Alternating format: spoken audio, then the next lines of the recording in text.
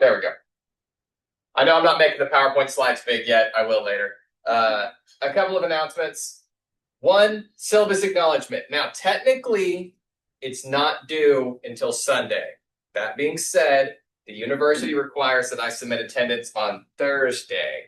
So I'm going to do that. As of the time I'm saying this, 72 out of like 77 of you have completed it. So that's great. So there's like 5 of you out there probably not listening to the survey, are listening to this right now, that need to fill out the syllabus acknowledgement. So if you haven't done it and you're listening right now, just take a second. I will talk slow so that you can go in there and do that, because I'm telling you, it's only happened once where somebody didn't do it, and then I had to submit them as not attending, and then the university like tried to take their scholarship, and it was like not good. And they contacted me like halfway through the semester, and we're like, oh no. So please, so do that right now.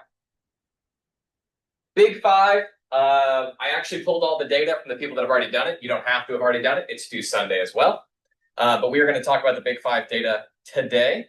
I had 3 people across 2 of my classes, only 1 person in this class that did an MBTI test instead. And I don't know where you got that.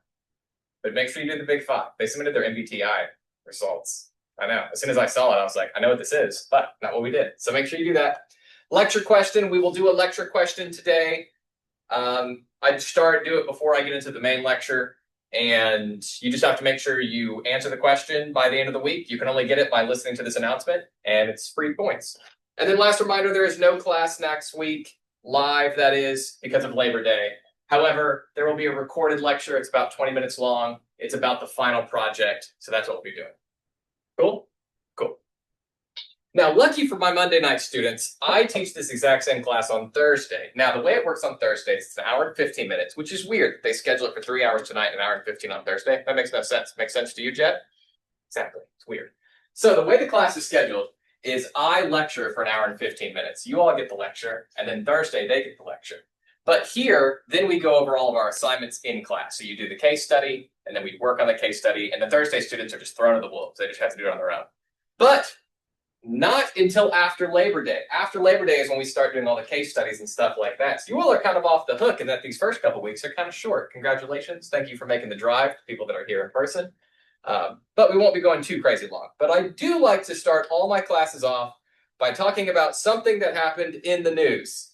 So, because this is a business course, we are business students, and yay the news.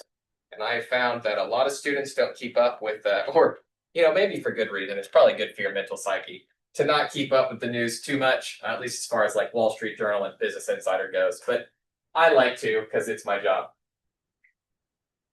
So today, it's always something that applies to us. The company Trivest had an acquisition of Applied Value Group. Don't worry, you won't be tested on this, but it is interesting. Trivest Partners, a mid-marketing private equity firm, acquired the management consulting firm Applied Value Group for $1.3 billion. So it is a large acquisition. However, not one that you would probably hear commonly unless you know these companies, because they're not companies that you or I would deal with regularly. That seems to be a reoccurring fact if you do follow business news. There's a ton of companies that you would have never have heard of that actually control a lot of the way things work in this world. But unless you're one of their consumers, so they're like Apple or Microsoft, we don't hear about them a ton. The existing leadership is going to stay on an Applied Value Group, and that matters for something here in a second.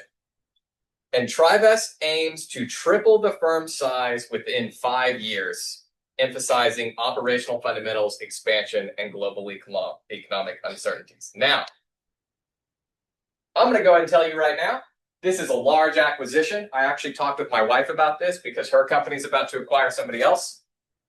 Between 70 and 90% of acquisitions fail. So when a company acquires another company, 8 out of 10 times it's bad, which is pretty wild. So 8 out of 10 times the acquisition fails. Now, the way we define failure is you don't make back the money that you spent, or you don't reach whatever the goals were. For Trivest, what they're trying to do is triple the firm's size within 5 years. So in 5 years, if they haven't tripled, this acquisition's failed. The odds say that most likely this is going to fail. This comes from Harvard Business Review and McKinsey. If you don't know who McKinsey is, they are a consulting group that is massive. I tried to work there one time, and they told me to kick rocks. So we don't like McKinsey. Just kidding. I was young They pay a lot of money. They're a huge company. They only take Harvard MBAs for the most part. Failures usually stem from poor cultural integration, overestimating synergies, or leadership misalignment. So 70 to 90% of acquisitions go like this. This is what happens. Company over here, often a small company, in this case, not that, they're huge, is doing something really, really well. Bigger company comes in and says, I'm going to buy you out. We're going to absorb you because what you do well, we want you to do well for us. And you've got this team of 30 people with one leader that's really leading them well, and they're doing great.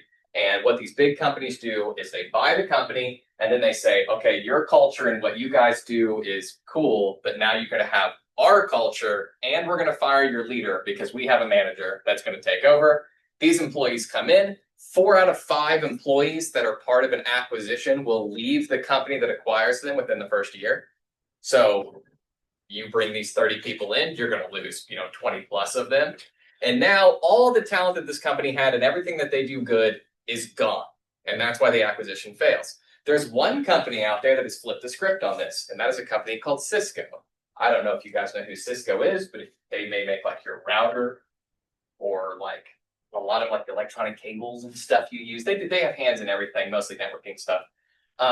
Cisco is the opposite. They basically have completely the opposite of this. They have a remarkably successful acquisition history. They acquire at a success rate of 70 to 80%. So when they acquire companies, really, really successful. And the way they do it, and we've tried to have multiple case studies to understand how the hell they're so good at this, is Cisco comes in, they only identify companies that they believe will fit their culture.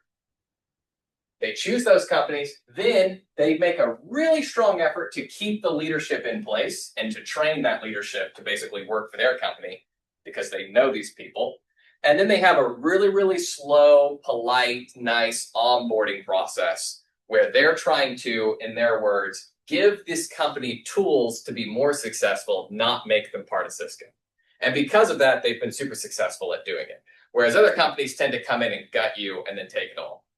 Meta, the company that makes Facebook, they also have a big acquisition strategy, but theirs is a little bit different. Meta targets companies that they're afraid are going to be competition or disruptors in the future. So somebody that's building something that might challenge them, they buy them when they're small to basically prevent that from happening. So they, even though they don't make their money back, they see it as like hedging their bet, taking companies out. So they're a little bit different. It's hard to judge what success looks like for them. But it's if you ever look up what Meta acquires, they acquire tons of companies per year, but it's mostly to kill them. And it is what it is. So when we look at things like the big 5 traits,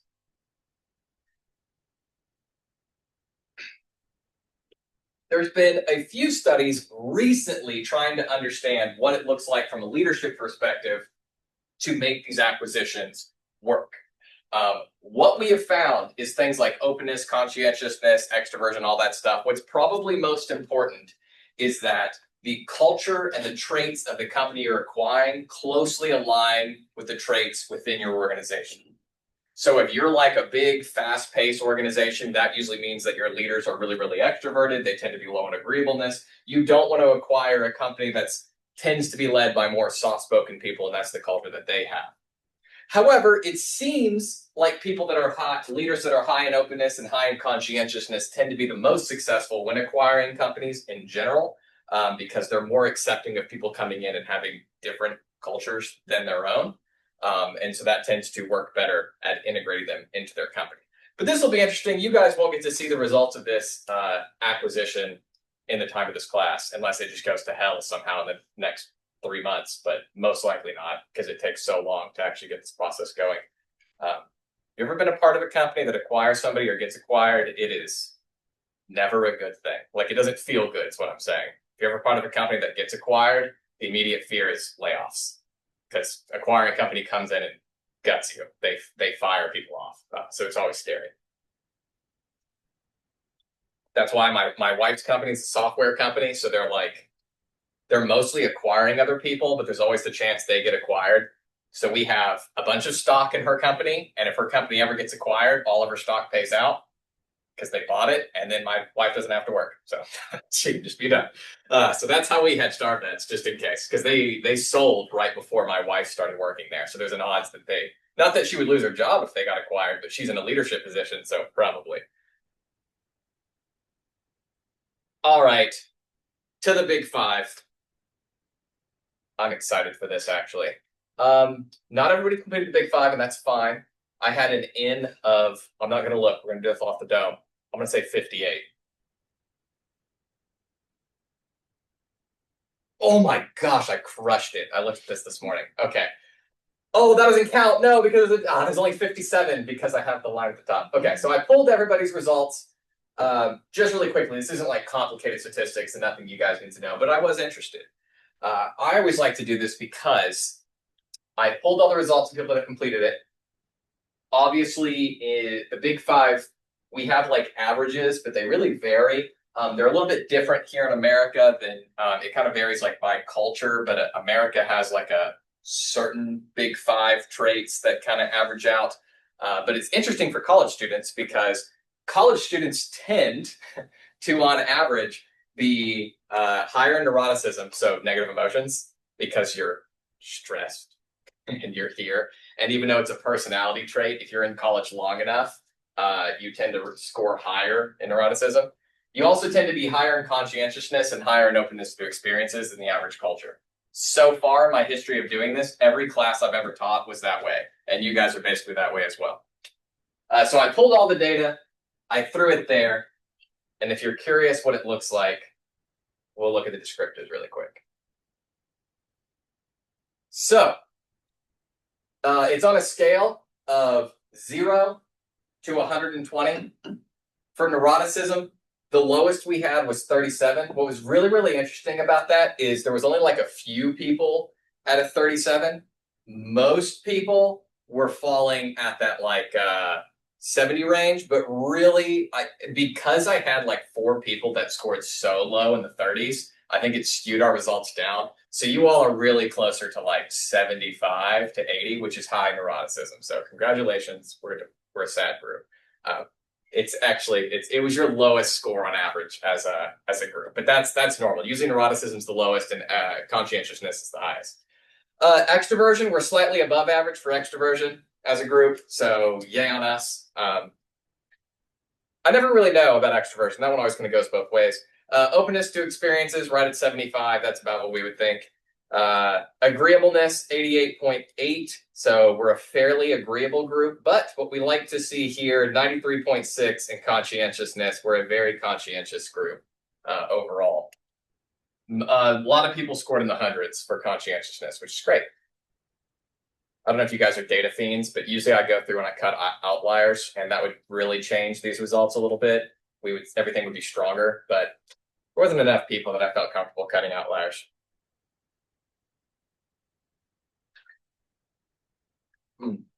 What I really should have done is I used to have everybody do the Myers-Briggs the very first week, and then we would do the Myers-Briggs the last week, and then I would show the results and show how many people's personalities changed. That's fun, because it's a lot. This is Pearson's R. You don't need to know what that means. All you need to know is that this number that shows up a bunch, if it's 1 or -1, it perfectly correlates. Meaning, if we're looking at neuroticism and extroversion, if it was perfectly -1, it would mean that when you go up 1 point in neuroticism, we see a decrease in 1 point in extroversion, right? So I can like perfectly guess where you would fall. Pearson's R, I can do a correlation and see like how related they are. We saw that neuroticism and extroversion are moderately negative, meaning the more you tend to have negative emotions, the less extroverted you are. Now, that's pretty typical. So people that are like more introverted, more to themselves, more quiet, it's always anxiety. They always experience more anxiety. Really extroverted people, God bless you all, because it's not me. Way less anxiety. Don't freak out about meeting new people. I was driving to my son's soccer practice. He's never played soccer. We're getting out there. He's got all his gear. If I was him, I'd be like, am I going to make a fool of myself trying to play soccer? He's been so hyped. He's just like me. He's super introverted. And we were driving, and he was just death stare stressed. And I'm like, why are you stressed? And he says, meeting new people freaks me out. That's what he said. And I was like, me too, man. I get it. So neuroticism and extroversion tend to work that way. Neuroticism and conscientiousness, this is for this class, moderately negative. So higher neuroticism, also lower conscientiousness on average in this class. Neuroticism and openness, students that, this is moderately positive. So the more neurotic you were, the more openness to experiences you had. And then these other ones were less strong, at least relative, but extroversion and openness were positively related, which obviously people that are really extroverted and loud and outgoing are more open to things. Openness and agreeableness were related the same way. And then agreeableness and conscientiousness. This was actually interesting to me because I don't know the research right off the top of my head, but I know that managers are high in conscientiousness and low in agreeableness. So it was interesting that we were going up in agreeableness and conscientiousness. Which, by the way, the United States as a whole is not a very agreeable country. We are not. We are very, no, that kind of country. So usually agreeableness isn't that high. But look at us. We're all Oklahoma friendly. So a couple of things that I noticed that I wrote down really quick, and then we'll move on. Big five, even though I love data stuff like this. I think it's great. Conscientiousness generally predicts academic performance, but not in every case. Again, before I get into this, one, your results are not 100% accurate. No results will ever be 100% accurate, so don't let them determine you. They can also be, even though they're personality tests, they can be skewed based on when you take them. So like if you take them really, really late or you take them after a really hard day, you tend to, if you're really tired, you tend to choose more middle things. If you're really emotional in the moment, you tend to choose more extremes. That's just how it is. That's why we have to be really, really careful when we do research about when we survey people and who we survey. When I was a graduate student, one time we were surveying a whole room of undergrads and they get extra credit for doing it. And there was a girl that came in cussing and yelling. And then she sat down and she was a jerk the whole time. And I was like a little grad student and my advisor was like, you need to go tell her to leave. And I was like, no, you go tell her to leave. It's because her results will suck, basically. They won't be real. So don't let these determine too much. And also, even if your results are accurate, this doesn't apply to everybody. So conscientiousness better predicts academic performance, even when we account for things such as intelligence and socioeconomic factors, which is pretty wild. There's a whole bunch of studies out there trying to determine like success. And we know that obviously socioeconomic factors, where you were born, how much money your parents had, stuff like that. Are your parents still together? Did you finish high school? All that kind of stuff. What were the high school graduations in your area? Are big determinants of academic success and general life success. And intelligence, IQ, is as well, but intelligence is a weird one. People always want to use IQ as the end-all be-all, but it turns out IQ is more of a benchmark. So if you can reach a certain benchmark, then you can have success, but it's not like, oh, if your IQ is 130, you'll be successful. It's just if you want to be a rocket scientist, you have to be at least 115, right? But these things are still great predictors. But what's crazy is conscientiousness and emotional intelligence often predict success and academic performance better than those things. Conscientiousness accounted for about 28% of explained variance in academic performance. So if I have a student over here that performs bad and a student over here that performs great, and I measure them, conscientiousness will account for about 30% of the difference. And then intelligence, socioeconomic factors, age, stuff like that will determine the rest. Fun fact before I move on, all of your big five traits historically slowly go down as you age. You should think about that. As you get older, if I survey you at 18 and I survey you every year till you die at 100, you will get less sad as neuroticism goes down, but you'll also get less extroverted, less open to new things, less conscientiousness. Like it all just slowly declines as we all just become peaceful potatoes. Is what I like to think. I can't wait to retire. I'm just going to annoy my grandkids. So excited. I'm only 34. I have a while. Neuroticism tends to impair academic performance, which is always hilarious to me because college students famously have the highest levels of N because you're stressed as college.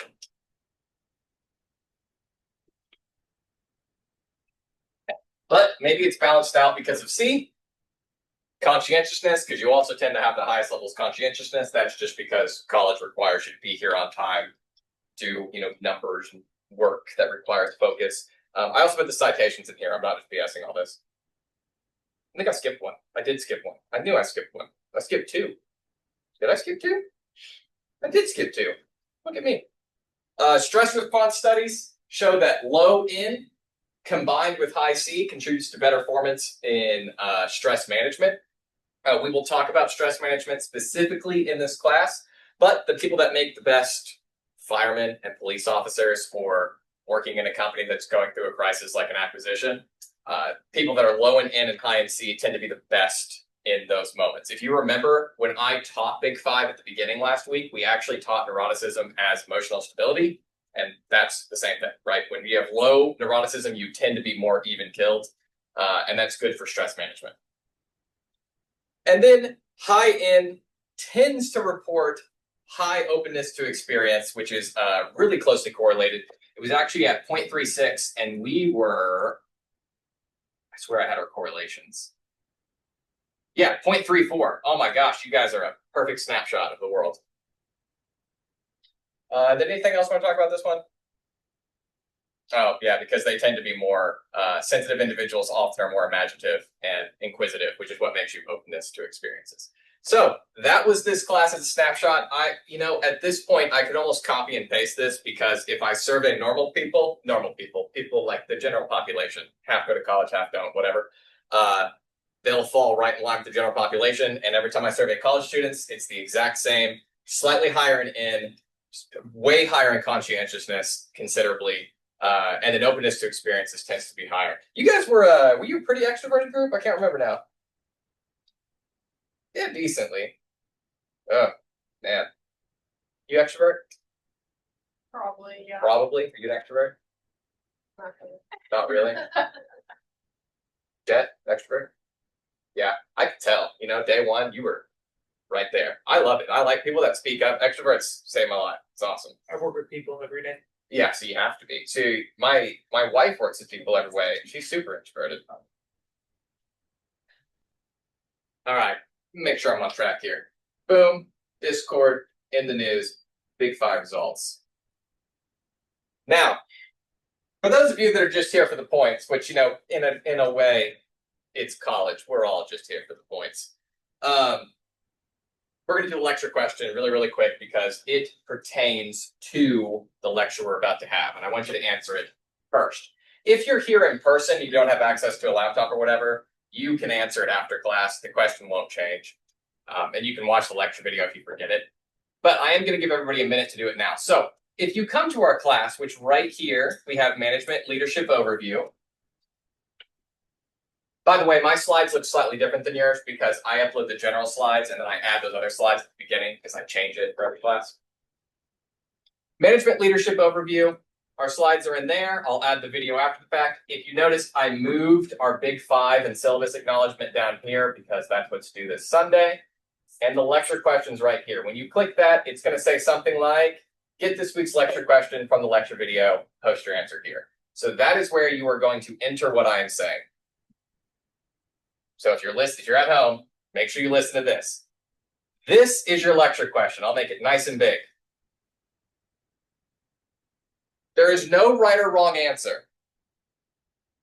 I just need an answer that makes logical sense, so that when I read your answers, and I read them all because I have no life, it says something that pertains to this and makes sense. And I'm going to talk just a little longer. What traits do you think make a good manager? And we'll talk about traits at the end of class here. They do not have to be specific Big Five traits, because I want not only Big Five traits, but any trait you can think of. I don't care what it is. Somebody that's a people person, good listener, whatever. And then, how in your mind have these changed over the last 100 years, if at all? I'm going to give everybody about 5 minutes to answer this. I'm going to pause the recorder. I'm going to go fill up my water. Please answer this question. It is how you get your points for being here. We have to do this 15 times. And I will be, what's with me? Adaptability. Adaptability, especially when it comes to acquisitions. think that might be on the list at the end. I don't remember. Emotional stability. Emotional stability goes along. Yeah. Big five trait. In my opinion, and this is just opinion, I feel like emotional stability for all leaders is generally solid. There's a lot of research that says there's positions where like being low in emotional stability is fine. I don't know. That's just opinion though. Anybody else? Let me rephrase this question really quick, unless you just have an answer you really want to say. Do all of you work? Cool. You all have a manager? Mhm. You had good managers? You had bad managers? What made your good managers good? Just being relatable. Relatable? Were they like similar age and stuff, or just No. Our manager right now is like in his 40s. okay, but relatable? Yeah.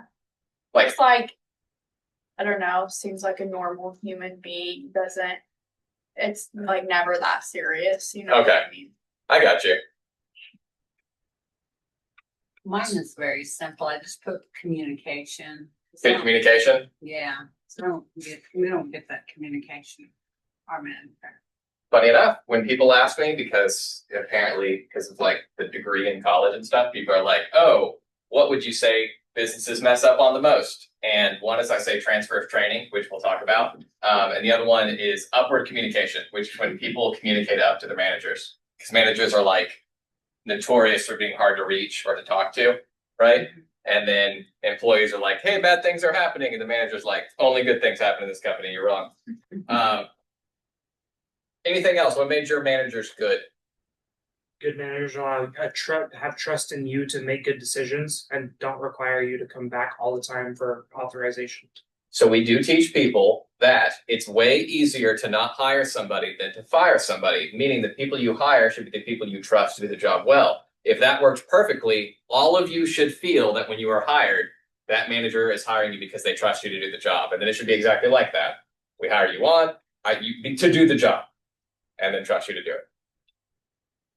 Let me look at the chat over here. I apologize, chat. I made it too tiny. Now I can see it. Help make someone a good manager are as follows. Oh, I can move it over and then you guys can all see it if you want. Boom. Good manager as follows. Critical thinker. Yep, critical thinking falls in line with conscientiousness, open-mindedness, strong leader. Be able to read others' emotions. That's emotional intelligence, which we'll talk about. When emotional intelligence came out, they called it the golden elixir of performance prediction, because they believed that being emotionally intelligent was like the number one trait. So, and that's being able to read others' emotions. They said extroversion. Oh man, right in the heart. Problem solver, adaptability, strong analyzer. That's a good list. You should compare your list to the list I'll show you in just a bit. Clear expectations and good communication. There's communication, strong communication, communication. Understanding people's feelings, emotional intelligence. Be fair and trusting to their employees. That's what you said. Good problem solving, conflict resolution. That's critical thinking. We're all kind of along the same lines here. Critical thinking, communication, being relatable, I would say, is an emotional intelligence thing. Because you said it was a 40-year-old manager and they're not like you. That's why I asked that question. You guys aren't similar by nature. You're similar because, or they're relatable because he is at least emotionally intelligent to a degree. What about traits that make managers suck? What makes a bad manager? Micromanaging. Micromanaging. That's like the number one answer. Micromanaging and it'll come to me. Micromanaging. That's kind of on the trust thing too. Laziness. Laziness from your manager, expecting more from you than they'll do themselves. I believe it's over 80% of employees believe that their employer could not or is not willing to do the same job they do. 70%. It's 70. I don't want to throw too many managers on the bus here. You really shook your head when I said bad manager earlier. Don't tell us where you work. But what makes them a bad manager? Work, past tense, great, tell us. What made them a bad manager? Micromanaging, taking the policy into her own hands, removing people from schedules and adding them as she saw fit without informing them. Sounds like bad communication. Yeah, she was just She's terrible. I think the worst, man, this guy was like the worst and the best when I was in high school. I don't even know how you define this to one trait. but when I say it, for some reason, I have students nod their heads because they get it. Um, the way this manager worked was we'd have like 20 employees, and if you were an employee that did a lot and like were always on time and doing your job and going above and beyond, they would like expect you to do that and also put you on all the like shit jobs. Sorry, like the bad stuff, because the employees that sucked wouldn't get fired. They would just like set a standard of I'm terrible and then just like coast. So like anybody that stood out was like pushed to do more, and there was like no benefit. And I remember that. It used to drive me crazy, and it was consistent, and I stopped working there. And then I watched people work there after me that would like I knew and they were doing a really good job, and they'd be forced to do more. So that used to drive me crazy. I don't know how to quantify that as a trait. Negative attitude, lacking knowledge over subjects. We actually talk about that in a little bit. Harvard, I think he's a industrial psychologist, says that lacking knowledge is a big one. Negative attitude, which leads to not knowing how to handle certain. Oh, that's from the lacking knowledge, not knowing how to handle certain situations. The problem of all arises. Now, last thing before we move on. How have these changed over the last 100 years, or do you even know? Raise your glasses. Was that a question? No, you're good. I just thought you were trying to tell me something important. I can't see anything right now. Wow, this is concerning. The world has changed a lot. So the agreeableness probably was not a big trait years ago because they didn't really care about your feelings. You were going to do what they told you to do. And now it's more about caring about the employee's feelings. Yep. That's actually a big one. Not to scare anybody, but the news that I almost gave today instead of the acquisition was about HR being outsourced to AI companies. So the HR is like run by AI basically to just make sure the policies are all done right, which is kind of wild because HR by nature is supposed to be like a soft skill thing. But there's a lot of paperwork and stuff with HR. HR is always embedded with the managers. Yeah. So I used to teach an HR course. It's one of my favorite courses to teach. People are always really interested in HR. Then I hear a lot of personal stories, like my employer did this. Can I sue them? Anything else? So agreeableness. What else has changed in the last 100 years? Communication has You think so? How so? the mobile devices and all. Okay. Yeah, Now, when it comes to like traits, how do you think that changes for managers? I think they do a lot of inside texting Mhm. and stuff, to their assistants who does not relay whatever the policy is. I can tell you this trait that I'm about to say goes along with that, and I wouldn't really say it's a trait as much as a skill. What I've noticed in academia is I'm a very young professor for my field. I think I'm the youngest one in the department by a lot, and whoa, sorry. I could have said worse things, but I'm the youngest by a little bit. And what I've noticed is older professors that have been tenured for a long time, and you've been teaching for 30, 40 years, they really struggled when all of a sudden teaching has shifted. So like imagine you taught the same way for 40, 50 years. I come to a lecture hall, massive hall of people. I mean, 5 years ago when I taught the first time, that's what it was. Now, the majority of my students contact me through Discord or they text or call me, which used to be not a thing at all, right? You only emailed or you came by the office. I had way more students come into my office before. And you better be able to teach online, work a Zoom camera, navigate technical issues, right? Because if you have I have so many students tell me they go to classes where something goes wrong tech-wise and it's just terrible to get it fixed and everything goes to heck. So all of a sudden you're just expected to have all these skills, and that's not really fair to those, professors. I got very lucky in that I was like a nerd before the pandemic, so I already had equipment. Well, perfect. We're going to move on here. Make sure you do answer and submit that. I'll have students fill it out, not submit it, and then they don't get the points. And so make sure you turn it in. I'll remind you, get it a bit. So today, for the rest of the time, then you get to go home, hour and 15-minute lecture, right, to Fit Thursday. I may go a touch over looking at the clock. I probably won't. We are going to talk a little bit about the history of management because it matters moving forward. And then what we're going to cover specifically in this class. Last week, I kind of gave you an overview of like the type of assignments we're going to do, case studies and assessments. But all you know, unless you read the syllabus, and no one read the syllabus, even though you all said you acknowledged it, I know, is that this class is titled Essential Workplace Skills. I pushed to change the title of the class to like management skills, because generally in this class, what you are learning is this isn't like a supply chain management class. We're going to get really down to the numbers and stuff like that, or a strategy class where we're looking at big macro strategies. It is, as managers and as leaders, how do you lead teams of people? How do you operate within a team of people? How do you communicate, motivate? What are the ethics of being a manager? Stuff like that. So we're going to talk about managers and traits and everything we're going to learn in this class, but starting with the history of management. Quick history lesson. So there's something we call the classical viewpoint.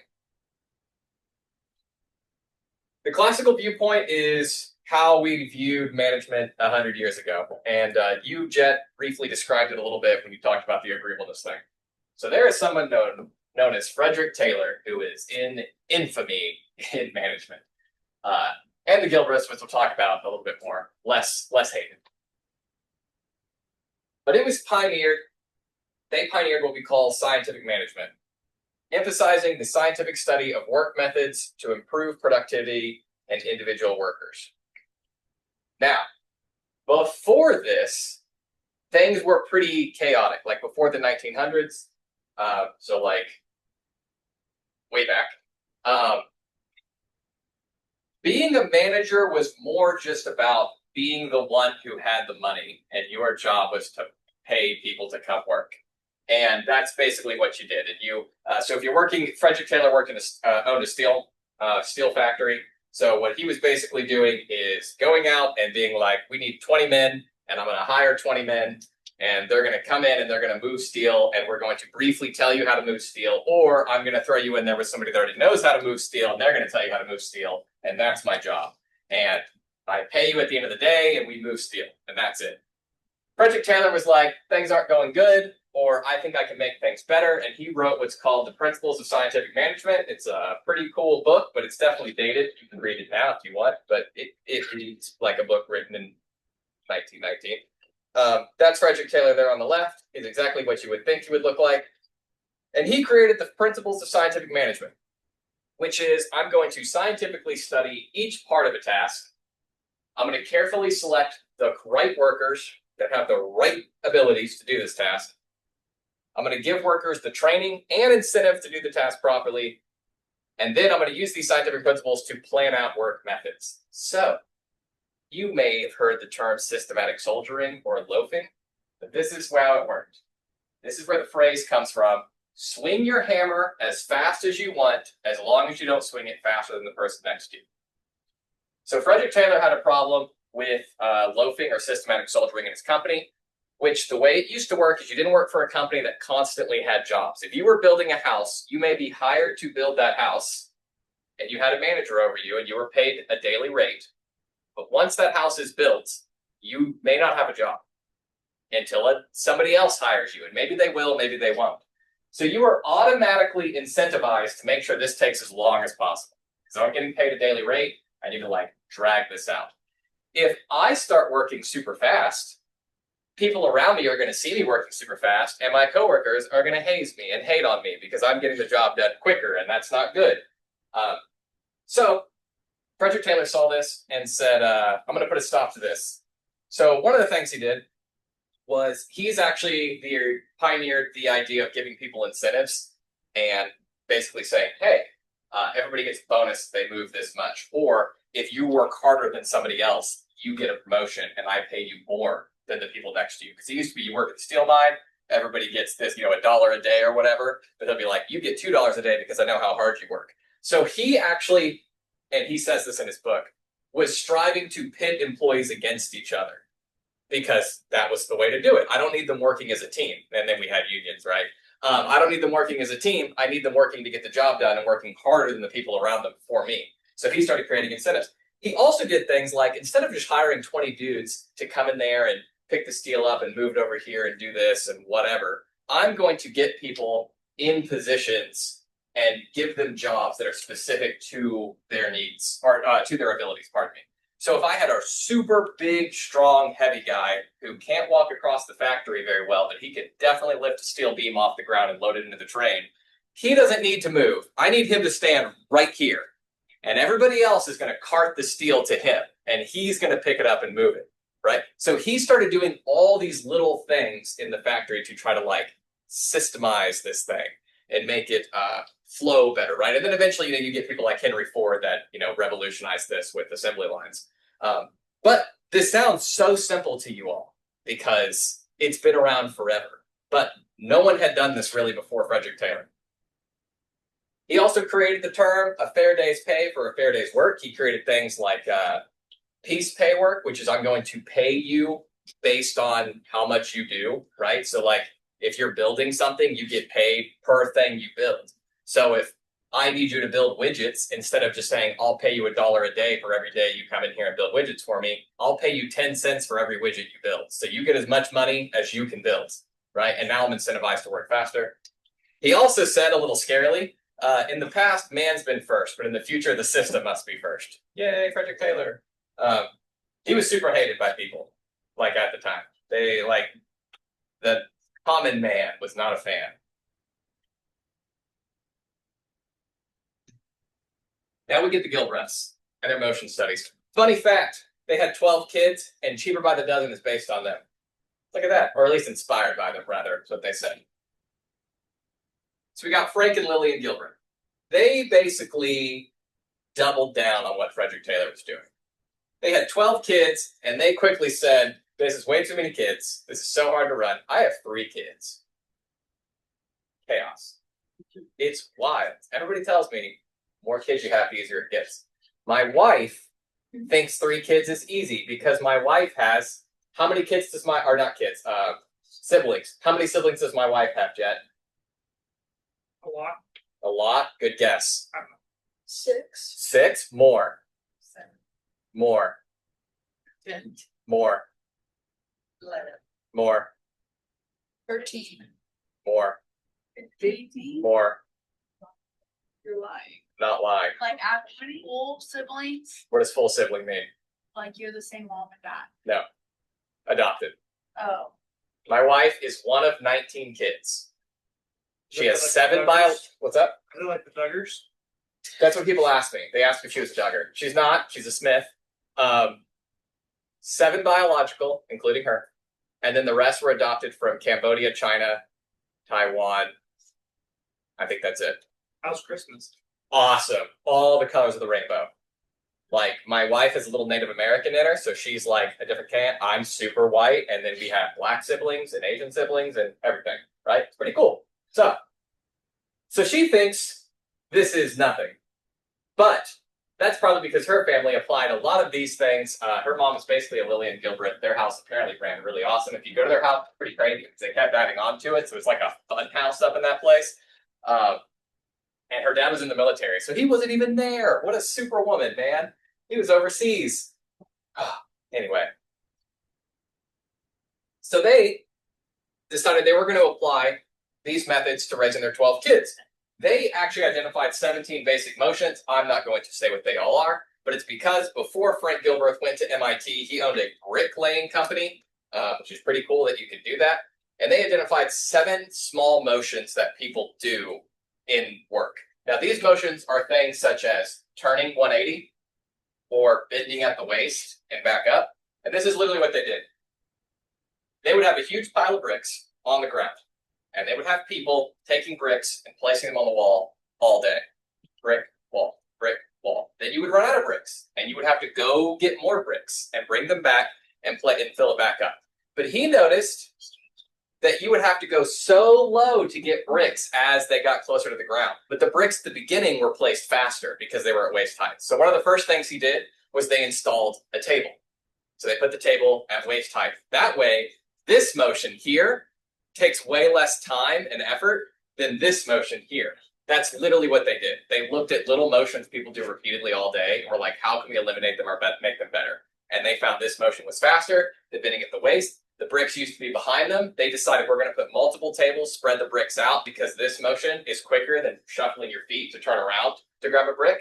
Additionally, he found his best bricklayers laid bricks faster than the new people, and the new people would take several weeks to get better at laying bricks. So what they would do is we'd have 4 people working, one of them's new. We're all laying bricks. When the bricks start getting low, you send the new guy to fill the bricks up because you need your best workers constantly laying bricks. And the new guy, who's less good at laying bricks, is the one hauling the bricks over because he can do it as fast as anybody else because it's not really skilled, right? I just run and get it and come back.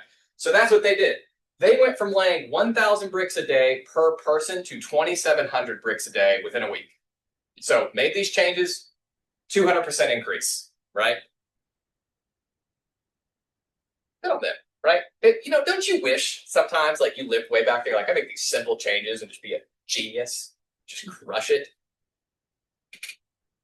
Yeah, but, that's like a fallacy, right? Because we have knowledge they didn't have and all that, yeah. And AI and whatever.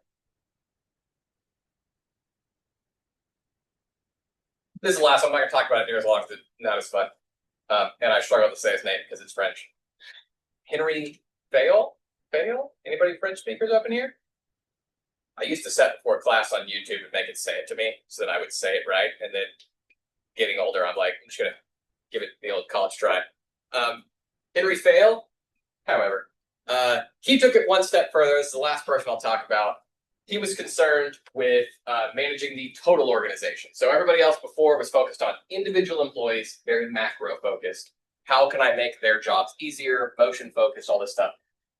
He decided to look at the entire organization and how can we make the entire organization more effective.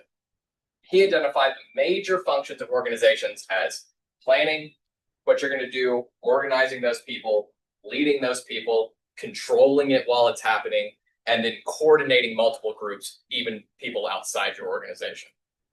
So he said organizations can't be willy-nilly. We should get managers for each of these things, people that are specifically good at each of these things, and work as like a whole unit. Now, if you all have ever worked for an organization now, it may seem like it's gone a little too far, and now you have departments for everything, and heads of this department, and chairs, and it gets wild. And you can blame the French for that. Just kidding. Henry Fail, however you say his name. There's a few more I used to talk about, but why is this good? And then we'll talk about why it's bad. The good is, it really focuses on making everything, it increased production for sure. One of the big reasons that if you look at like America was really quick to adopt a lot of these things, and we had very efficient industries in the early 1900s before a lot of people. And a lot of it's because we applied a lot of these things. These ideas are still used today, for sure. It takes a rational approach. However, you all know humans aren't entirely rational. Use scientific motions or methods such as time and motion that have basically spanned across time. We became more efficient. And then it led to other innovations that we have, such as today we still do things like setting goals for people, objectives. When you bring employees in, you like give a standard of what optimal performance is going to look like and what bad performance is going to look like, and that all comes from the classical viewpoint originally. If I'm going to set a standard for you instead of letting you just work willy-nilly, so that was all good. The problem is, as most of you have probably thought, it's very much treating people as like cogs in a machine. Right? It doesn't consider soft skills very much. It assumes a lot of motivation for the same thing. What's the number one motivator for people to work a job? Money. Yeah, I didn't have to use specifically, sorry. Money. Frederick Taylor believed that everybody was motivated for the same thing, which is money. Now today, when we survey employees, it is true the number one motivator is still money. However, treating people like the cog in the machine and just saying, hey, I'll pay you more money so you'll work longer. The belief was, because this is what you had to do then, I'll just give you more and more money and then you'll work more and more hours for me and forever, right? But now it's not as much that way. But we don't lean that way anymore. People have definitely changed.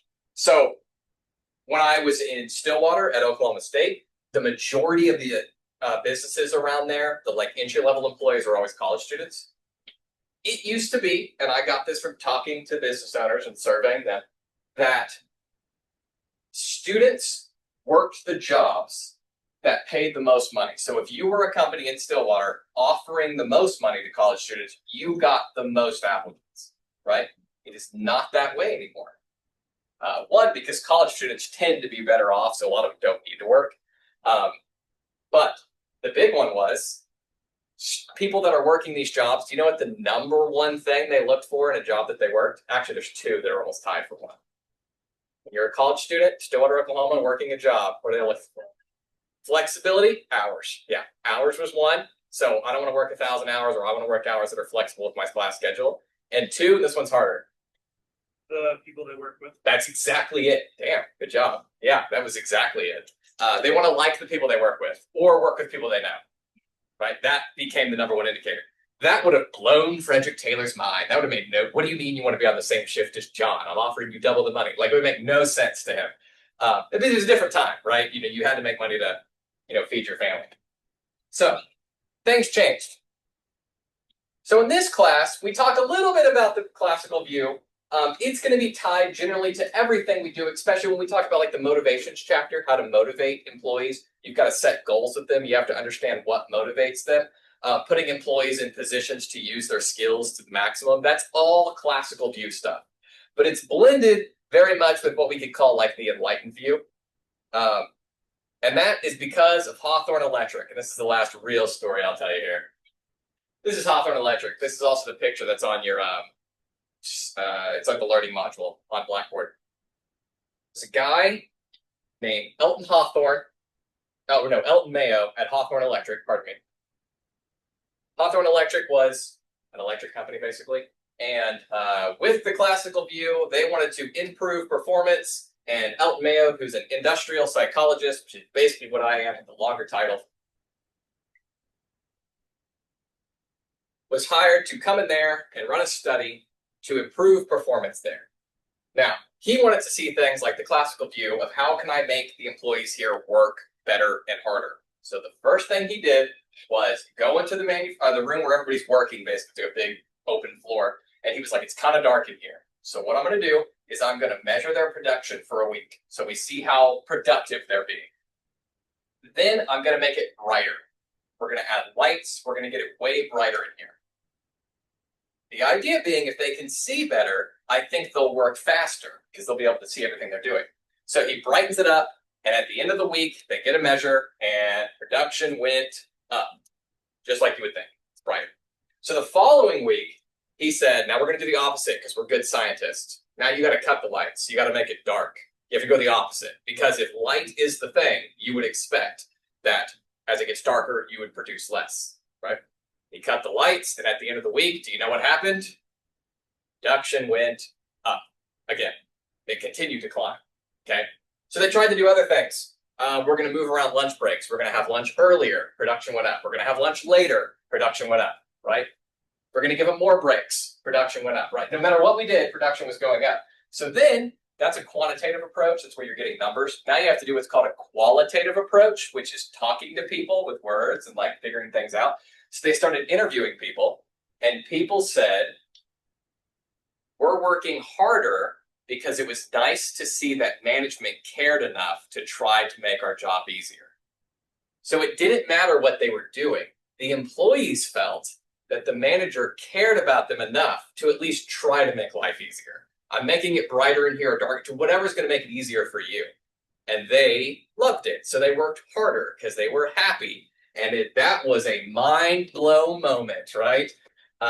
So this was in the 1920s. It spawned what we call the Hawthorne effect. Employees worked harder if they received additional attention and thought that managers cared about their welfare, and that supervisors paid special attention to them.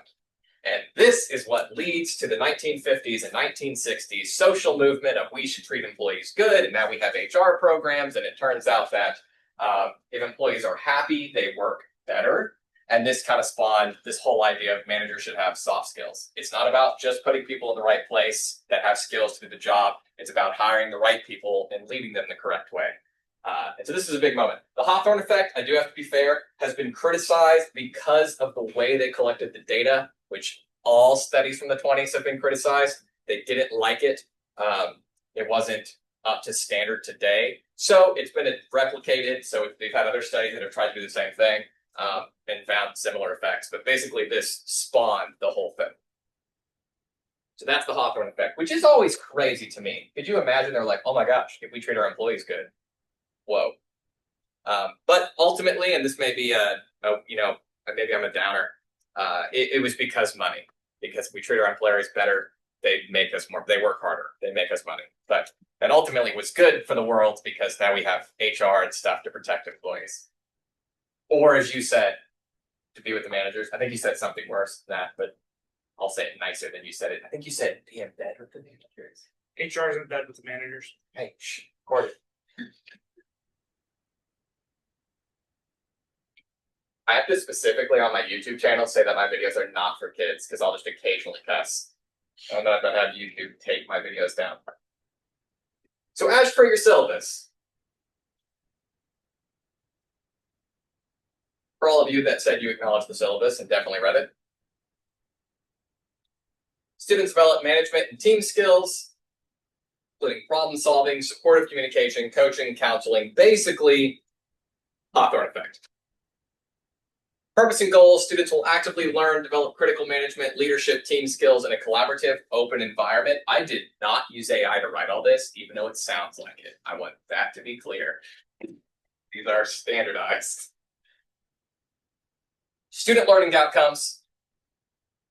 Develop a working, applied knowledge of critical management skills, which is why we will talk about very specific things such as managing stress, having self-awareness, motivating employees, ethics within the organization, international management, so how to work with employees internationally or how to manage two companies that are working together internationally. And very importantly, effective communication. That's the big one that people always point out.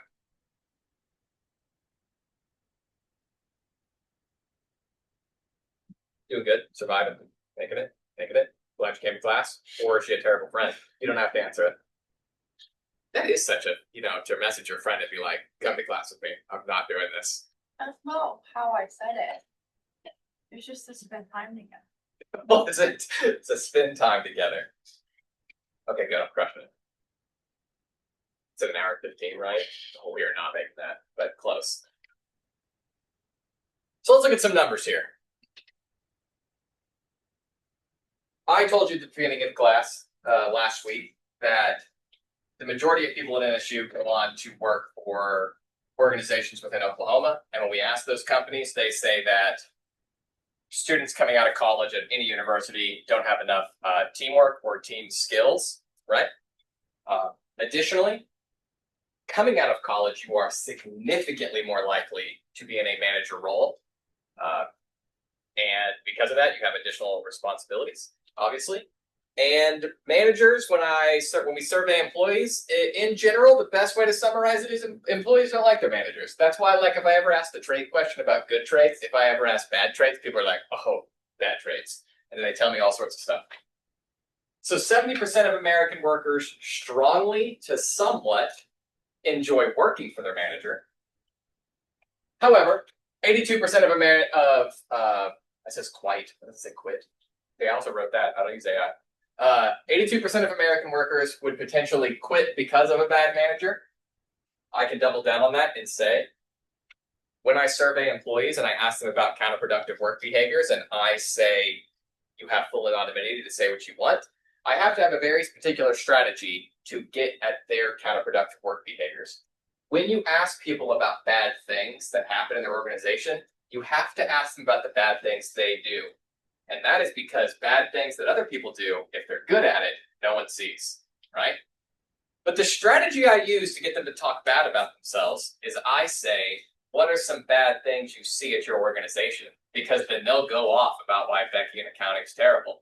And then after they tell me how terrible Becky in accounting is, then I say, have you done some of the things Becky has done? And then they're like, well, yeah. And then we talk about that.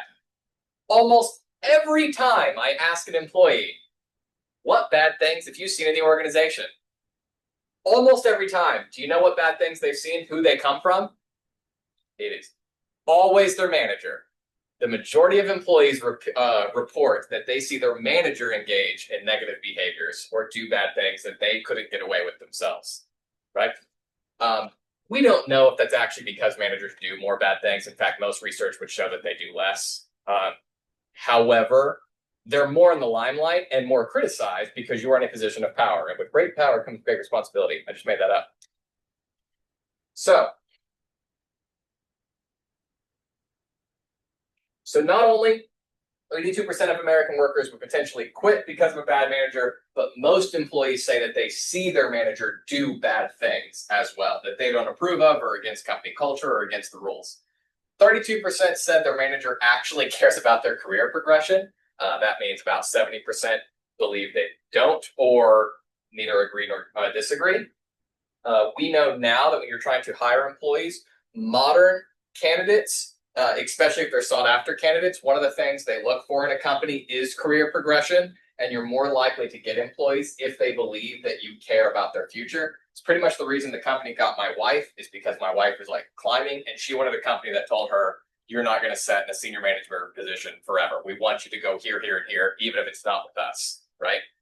It's hard to get that, but that's why internal promotions are always look better than hiring somebody from the outside. 84% of American workers blame bad managers for creating unnecessary stress. Shock to no one. Excuse me. 57% believe their managers could benefit from training on how to be a better people manager. Welcome to my class. So, 50% believe their own employee performance would improve if their direct supervisor received additional people management training, which is why organizations want colleges to teach more about this.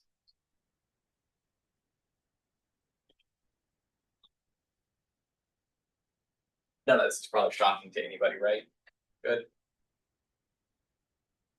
Now, what makes a good manager and a bad manager? This comes from Forbes. I don't have my chat app. I hope nobody said anything super important here. Okay, good.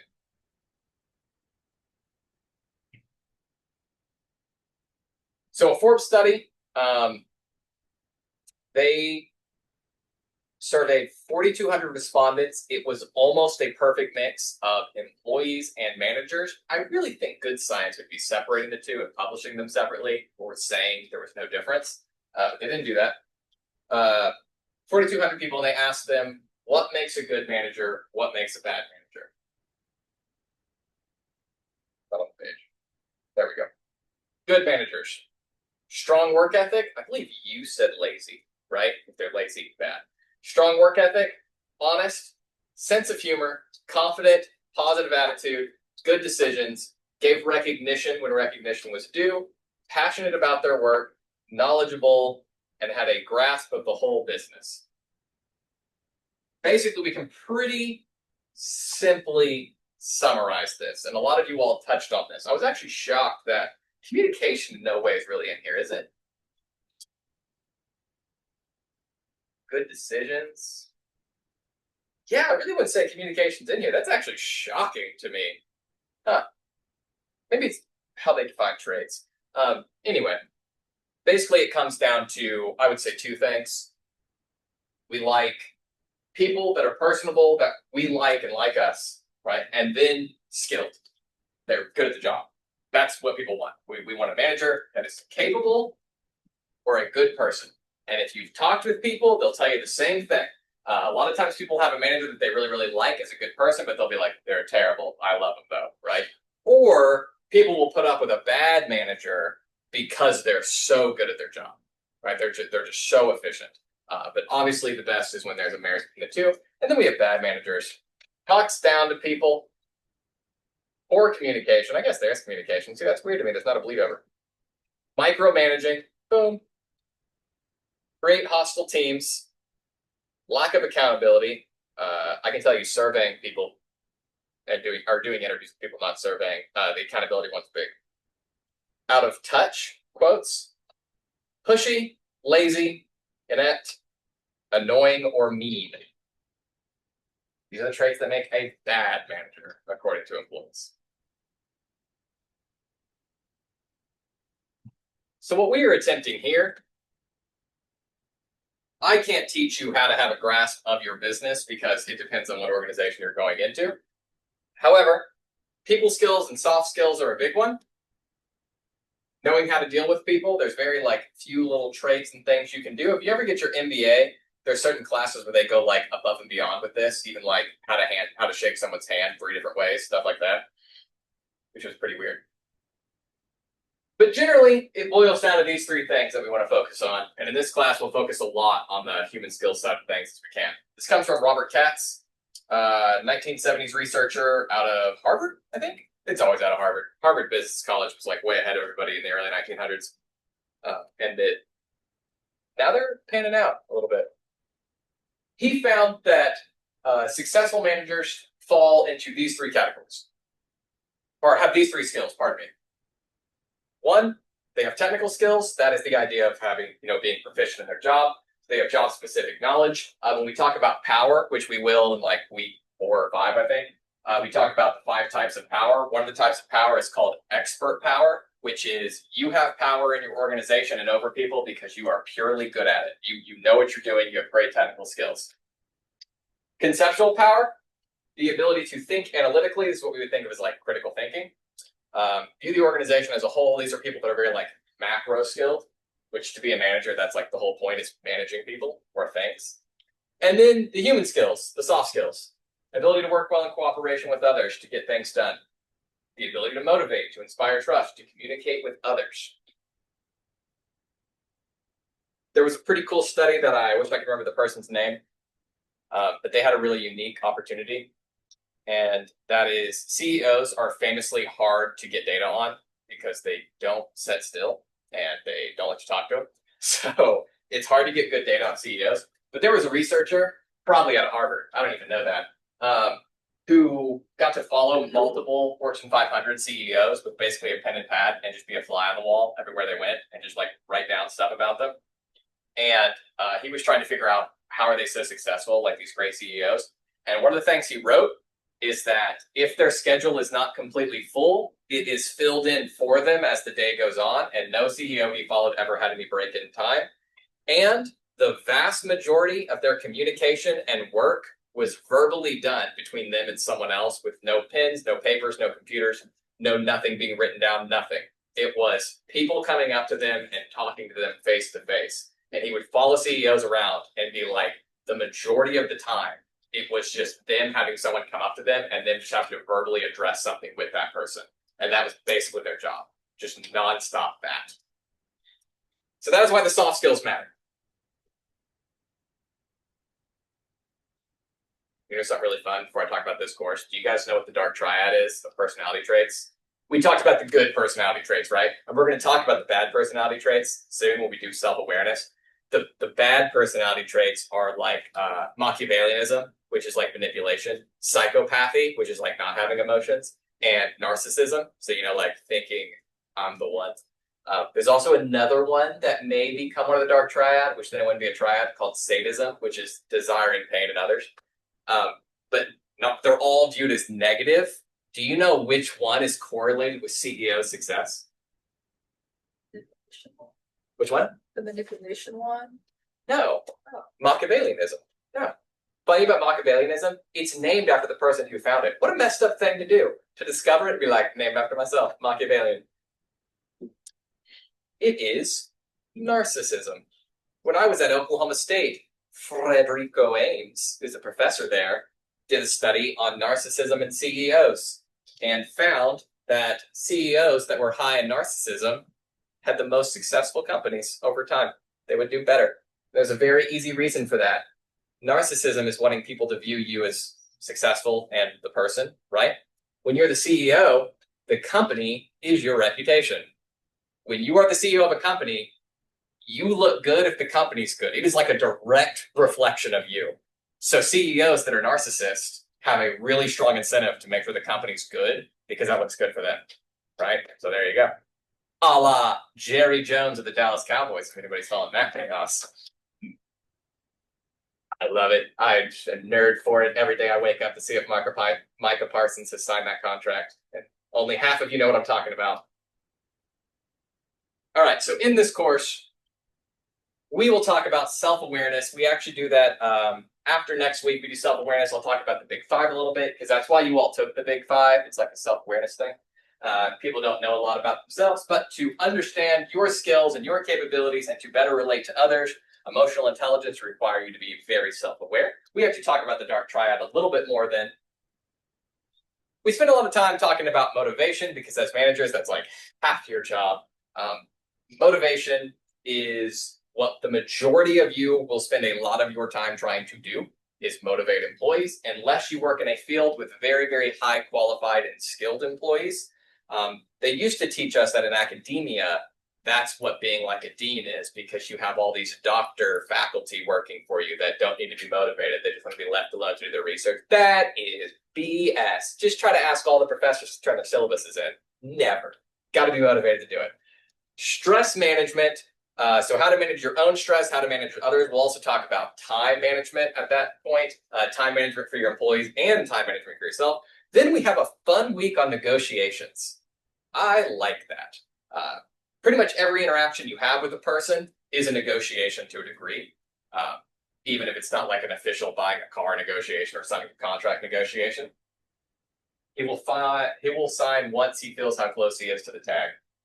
Yeah, the Micah Parsons thing. I agree, because they technically can keep him for 3 years no matter what. Anyway, sorry.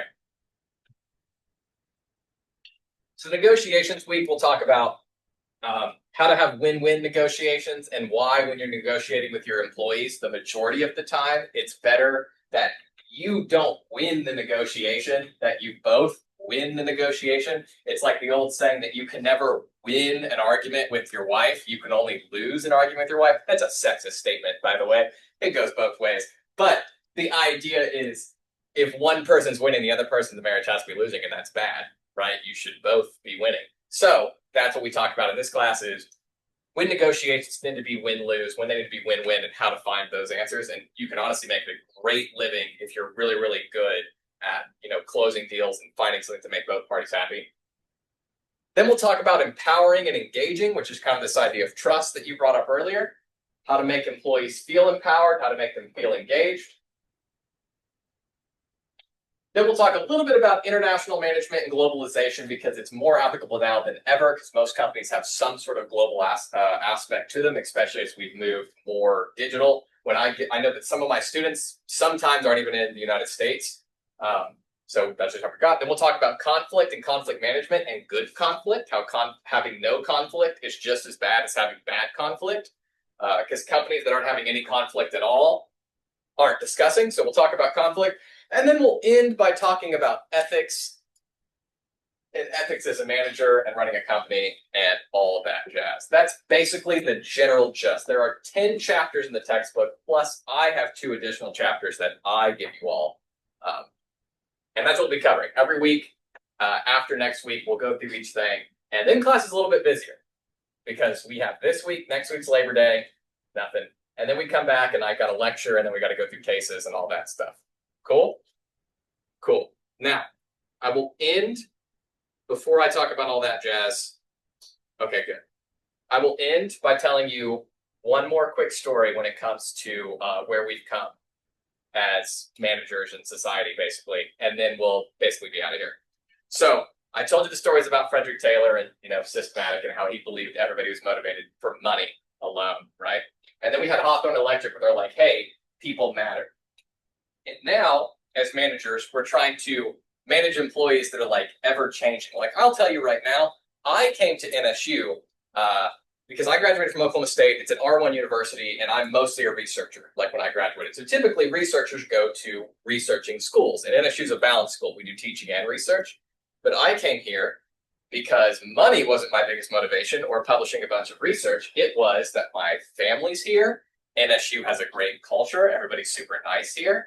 And I get to teach more, which I actually really enjoy teaching. So I got to do that. But my motivator was not money. And when I started my PhD, I was lucky enough that it was the same year that a paper called Call of the Wild was published. You all can read it if you want. It's free to have. The Call of the Wild was won Paper of the Year in my field, which is a big deal. That dude set up for tenure for life. And in Call of the Wild, they were at the San Diego Zoo. Anybody been to the San Diego Zoo?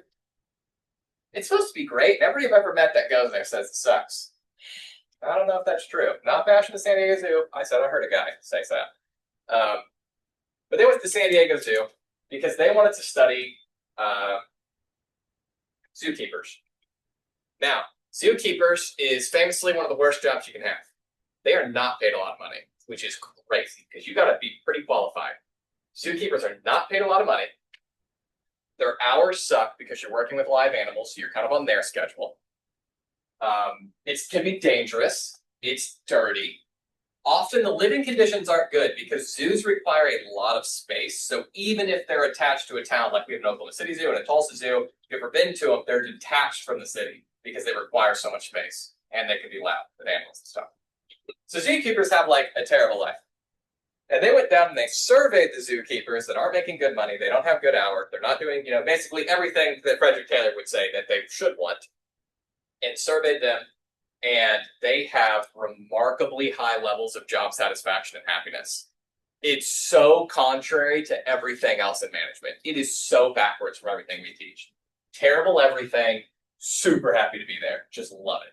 And that is because they all expressed what they called the call of the wild. Get it? Zoos, animals. The call of the wild. And that is that they had a true motivation to enjoy what they're doing. They really like working with animals. They felt that it was what they were supposed to do. So they will work harder conditions. They will make less money, all of these things, because to make them happy and to make do their job well, they just need to be able to do what they want to do, which is to feel that they're having an impact on animals, right? That's important to them. Now, as managers, you may work for a company where you have employees that there's no way they can fit in that because you're doing whatever. But hopefully you work in a company where you've got, you have an impact, like teaching and this. Like, I think my research matters. It probably doesn't. No one reads it. But I think it matters, and hopefully it helps shift the world and, fix sexual harassment and all sorts of things that happen at companies. But I also like to teach, and I hope that, everybody, enjoys this and learns something. But in this class, we have to focus on the kind of Hawthorne effect of things, of like understanding employees, care about employees, how can we motivate them, stuff like that. So the Call of the Wild, it's great. You can read it if you want. Honestly, if you read the abstract and the conclusion, you'll get the gist of the paper because the middle of it's a lot of numbers. But last thing, if you haven't done the syllabus acknowledgement, the 5 of you that haven't, please get that done. Big 5 is due. Oh, you got to get it done before Thursday. Definitely before Thursday. But it's technically not due till Sunday. Big 5 is due this Sunday, so make sure you turn it in. A lot of you have done it, like 60 of the 77. Lecture question, if you have not turned it in yet, make sure you get it turned in. And then no class next week because of Labor Day, but there will be a lecture video that has a lecture question. Okay? So you got to watch it to get your credit for doing it. And then we come back and we hit the ground running. Any questions from the in-person audience? Good? Any questions from the online audience? I went an hour and a half. It's 15 minutes longer than I planned. I apologize. The class is supposed to go to like 8, so, All right. Thank you all. You all are awesome.